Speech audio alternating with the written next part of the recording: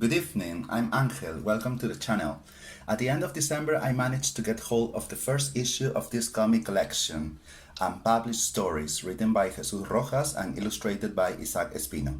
50 very interesting pages with a Japanese style reading direction and a fusion of Western comics and Japanese manga. The first chapter is actually chapter 0 and bears the revealing title Stolen Youth.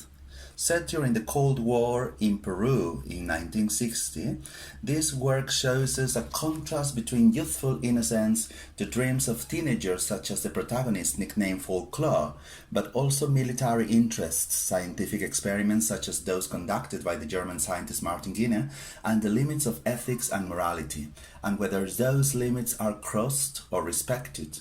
Can war be brought to an end by creating soldiers with superhuman strength? Can the oppressed rebel? Can the villains repent and find redemption? Do experiments such as the serum that seeks solutions to prevent future wars have a plan B if something goes wrong? And one more question arises. Is violence necessary to resolve differences? I'm looking forward to the next issue.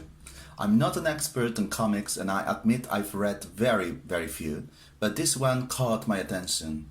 And although I'm not particularly knowledgeable about American comics either, such as Captain America, of which this issue is a reinterpretation or is inspired by, I find that local flavor in the story appealing, combined with an aesthetic and style that sits halfway between the United States and Japan. Definitely recommend it.